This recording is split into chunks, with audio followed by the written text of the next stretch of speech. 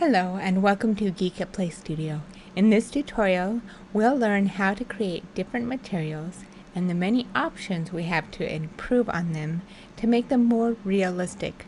This is one of those tutorials when we're going to look at advanced material creation. Before we create something, I want to introduce you to an excellent new program we've discovered for textures that we want to recommend here. We'll probably be using this one quite a bit. It's called Filter Forge, and what this does is it allows you to create nice textures that you can tile seamlessly. It comes with 4,000 different filters already that you can edit, as well as creating your own. We'll put a link on our website where you can download a free trial for 30 days and see for yourself how useful this application can be. So I'll show you how to create your own filter now, and you'll see that the process in Filter Forge is very close to Vue's filter creation. Start by going to File, New Image, and be sure you have it set at 1024 by 1024. You can have it smaller, but for our tutorial we'll use this one. Click OK, and that will make it render here. Then you'll want to go into Filter Editor. It will prompt you to choose Edit this filter or create a new one. If you wanted to work on this or study, you could use it for now, but for now, create a new filter, then click on Open Filter Editor. Let's resize that window so you can see it in your screen. And one cool thing is you can click and drag. So it's very simple, intuitive to use, or you can zoom in and out using your mouse scroll button. On the side here are some components that you can use. There, click on Don't Panic and your first filter control will pop up. Now you could just use a simple filter, but I recommend you switch to Surface. And this will give you some height and some other things that you can use as a bump map later on. So now let's do a couple of things. Let's go to this menu and choose the bricks, and you can just drag and drop the bricks. So that's very easy to use. So take the bricks here and connect them to the height. And you can see now that we have a nice map. So let's go now to the bricks, and we're going to modify the mortar width and height to make a more realistic look. And here are a few noise filters. Select Perlin Noise, one that should be familiar from Vue, and drag it here and connect it to the corners. And you can see that the corner is a little bit smoother there. And let's do a couple of things. Let's increase the roughness on this and the contrast a little bit higher. Maybe the scale smaller so we can see that the corners here are starting to be a little more eaten in. Now drag a line and connect it to the mortar width. So you can see it's starting to eat them out there. Now, what if you connected it here to the bevel width? It looks distorted and older and kind of crumbly looking. Instead, disconnect that noise node for now and bring in another one, the blocks one. And let's see what it can do here. Connect it to bevel width. And there's a quick preview. Let's try a couple of things. Let's increase the roughness and again increase the contrast to make a deeper pitting, and then make the scale much smaller. And now we'll give you a rougher, grainy edge look. Again, you can zoom out if you want, or right click and drag it around if you can't see what you're doing and you want to adjust it. If you've worked at all in Vue's function editor, this setup should be familiar to you and make a lot of sense. So let's take another look at the bricks. It's looking good, and remember this will be our bump map, creating the texture in your material, and you can see the wear on these bricks here. So that's not the coloring, it's the depth and the height. Also on the bricks you can go right here and change your bevel so it makes it a little smoother so the edges aren't quite so hard. And also those ranges you can look at for the filters, but those ranges change the color, and for us it doesn't really matter. We only have that one color because we're only worried about that texture. Looking at mortar width, it's how wide of the space between the bricks and how close you want them to be or how far apart you want them to be. So let's put it this way. And let's here go back now, and this is very nice looking for us. So now let's add our surface colors. For this I want to take another brick component, put it right here, and then you'll connect it to surface color input. So now we have our bump map down here, and these are our colors. So let's work on the colors. We'll make the mortar color. Actually, I want to make that a little more grayish white for the brick wall, and we'll go to this color, make it a little bit darker in the bricks. Also, we can connect the colors directly here, and we'll make some noise, use the noise editor there. So let's just make it a little bit, whether it increases the roughness.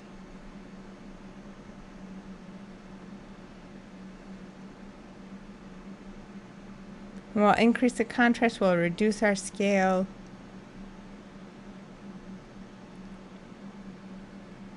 And in this case, if you look, you can see a little more grain.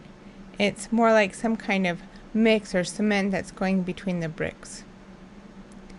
And you can do the same with bricks, but I want to keep them pretty much the same.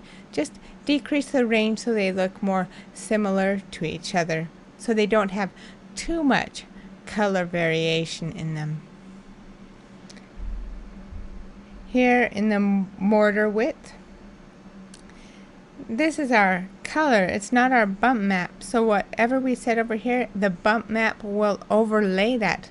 So see how that happens? So there, it's right over there. So here's our bricks. Let's set the bevel to smooth like we did before. So I think this brick looks pretty good, so let's press Save Filter.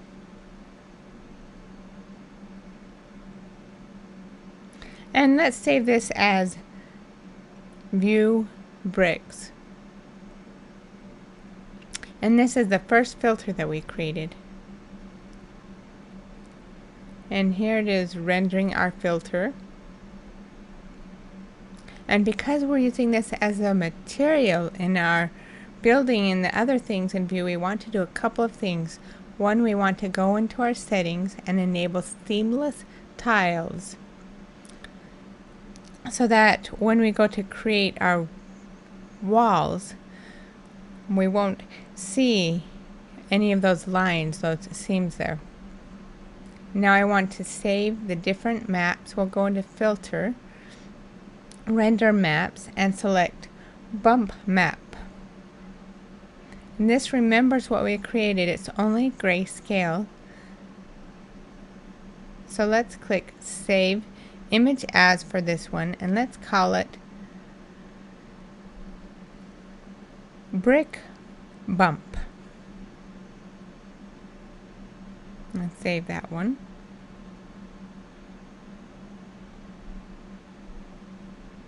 And it's rendering our full size image now to save it for us.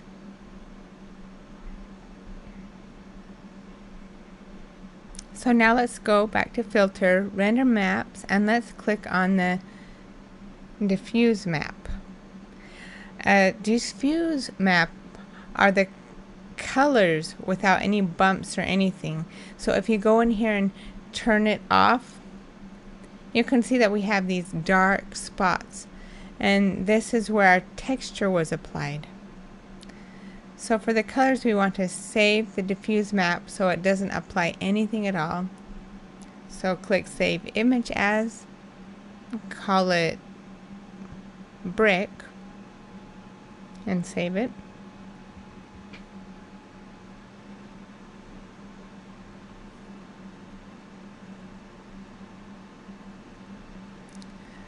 Maybe we'll save just one more just to see for a test, and we'll go here and we'll save the specular strength map. But because we didn't make one, it's black, so let's see what else we have. The specular exponent map is all white. We didn't apply anything to that one. And this one is our normal map.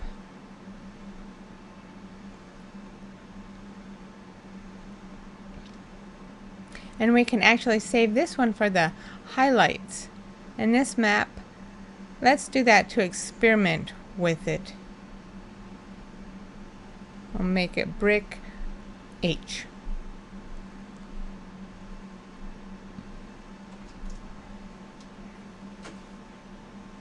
Now, one nice thing about Filter Forge is that it has a lot of help for you. There's captions to give you a clue in the software, and lots of online help as well. So your filters are saved here now, and let's go into the View application. And one thing I want to create right now is a cube. And in the cube, what we're going to do is to reuse it as a wall for our building. So let's move it a little farther away, adjust it, and now let's rotate it just slightly and increase it in size. Actually, you know, if we're doing a wall, we can maybe make it this way for our preview. Let's drop it down a little bit and take our camera and move it closer just a bit so we can kind of see. Let's move our sunlight so we can see that wall better and see the brick that's on it when we put it in. And in render options, let's set preview, render to screen 640 by 400. And on the cube, this is the very basic material that's applied. So now with the cube, double click on it to edit and go into the advanced material editor, and when we go to the color tab, you'll notice procedural colors or mapped pictures. Select mapped pictures, and then at the corner of the picture, click the arrow to load the bricks color map. And there you see in the preview what you just created in Filter Forge. So you've got your colors. And now in the bump map, that works a little bit differently. You need to edit function, and I want to show you and help you understand these bottom ones. These, the color, alpha, bump, these are related to your object. And the top ones, position, neutral, those are related to your scenes. So these are the external nodes, and these are the internal nodes. So when you connect them together, it will help you to remember that on the bottom is your object, and you're connecting to the outside influence to your object characteristics here. So here's your bumps. And in the bump tab, I want to add a picture, a texture map node. By default, it will load the same, but you want to switch it to the bump map that you created. So let's click OK right now. And you can see already in the preview how nice this looks with the colors. And in the bumps, let's drop their depth down a little bit. And now in the highlights tab, go into the highlight global intensity and switch that one to an image map. And if it puts it on the animation map, just switch back to the projected texture map. Okay, and let's open the Brick H map, and this will be our highlight map. And get rid of that artifact there. And for the colors, let's make them a little darker reddish. And that is what it looks like. In the preview render, you can see how well those bricks applied there. It's very nice looking brick there that we just spent a minute setting up in View and not very long to create in the Filter Forge. And it's tiled and there aren't any seams there. And that's a great beginning for any textures that we might want to work with. We could go in and apply something like moss or some other kinds of things to the brick. And let's go into effects and drop the lighting just a little bit to make it a bit darker. And this way just increase the metallic look in the wall. Just to experiment and see what happens. Also in the bump map we can add a couple of things. And this is just your image map node. One nice thing to do is to add a blender. Just click outside and let's add the noise node. You could use a fractal and decrease the largest features, increase the noise a little bit. The reason to add this is to make the bumps a little bit more random so it won't look so similar, so clean as before. So the bricks will now have this rougher texture in them, and because it's not image based, it will give a unique look to all of them and it will add more to the realism. And if you think that's a little bit too rough in your blender, you can switch which one you want more. So we just move more towards the bricks and less fractal noise. Now working with the color map, you could go to the color and create an additional node to add something more to this. And let's connect that to this one. Double time click on it and add a color map. Let's go to rocks and grass and make something green, gray, brown. But if you look at this, it actually takes the medium, the average of those colors. And so now we need to add a randomizer. And to do that, attach this noise node here to add a fractal. And we'll go in here and select a pattern. Instead of Perlin, we'll select granite or in the other patterns, and we'll scale it all the way down to add just a little noise. It's hard to see in this small preview. And so here in this preview, you can see that it's a subtle effect, but it's yet one more thing that will add to our texture, to our realism here. And we could actually have done exactly the same thing in Filter Forge. We could add an additional layer, select something maybe in plants and take dirty grass, click OK. And when you select this one, I want to increase the alpha boost. Let's go into the environment here and bring the altitude range all the way down. When you go into transparency, click on the global transparency, destroy that node, and if you noticed before, actually let's look here again. We have a sharp edge, and in environment we'll put the altitude range down. Now you can see that hard line. And to change that, in the transparency tab, we'll just there is just to add some noise, some little patches of transparency there.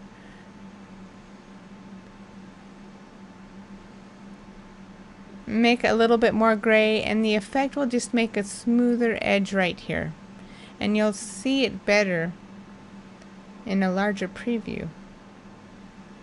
Let's just decrease the alpha boost there.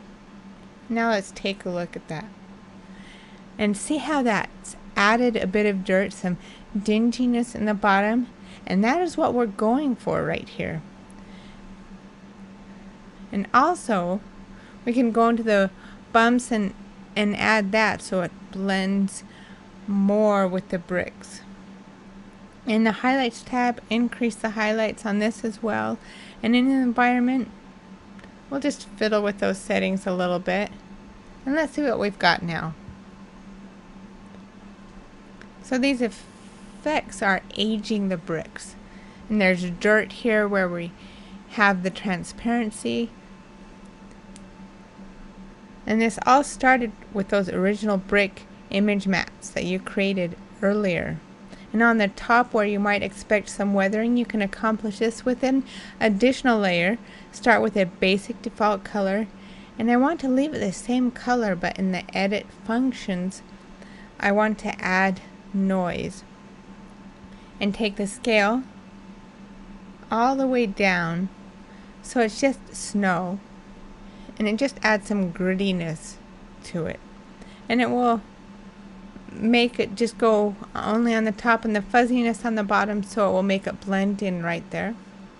An alpha boost will work. And in the bumps layer, pop up add to underlying layer to just add together all of the texture.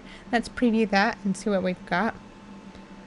And now you see up here, we don't really look like that very much. That's not a nice effect. So go to add to underlying bumps and take that back down and reduce the alpha boost and make the range in the environment a little bit higher. And let's see what that does. And there, that looks better there. So here we've applied these different effects to the filters, but again, notice how when we created the image and the bump maps from our application, you can see how we did that here. Overall, what I want to show in this tutorial is the nice new Filter Forge application that allows you to make lots of nice new interesting textures. And we have the stones and wood, organic, or any other kind, and we can just do a lot of fun things with that. And we can make bump maps, and we can apply it to create totally unique textures, and by combining them with the view filters, we can create an environment that is driven with the materials, with the weathering, and that reacts to the lighting in our environment. Let's finish this tutorial with a setup of our render to make it look a little bit more interesting. So I'll go to the ground, select some concrete wall. Oh, we don't have that image, so let's just make it any other ground. And we have ground. Let's make an atmosphere now, and let's edit the atmosphere very fast. So we'll go to the clouds, add some cirrus paths. So we'll just soften that sky up there. Let's go to spectral clouds and select the cloud puffs. And I want to increase the height, increase the cover on this, and pop up the details and drop the scale to like 0.90 so we have more of those clouds up there. Variations, ambient lighting, increase the shadows. Okay, go to the light and move it more to sunlight, and click on the ambient light, and let's move the ambient light towards the red to add more drama.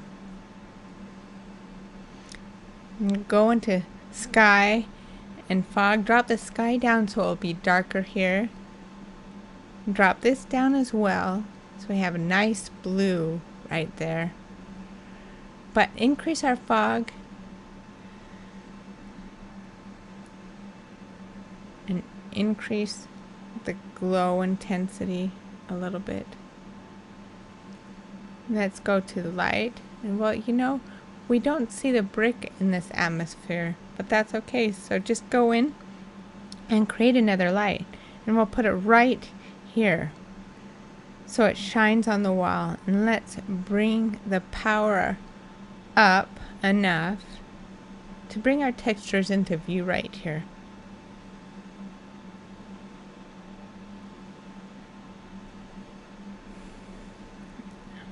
And let's duplicate it by pressing Alt when we move it. And another one. Set it like this. Just add some variety to those buildings. Okay. Select broadcast quality 640 and render your final image. And here is the final image.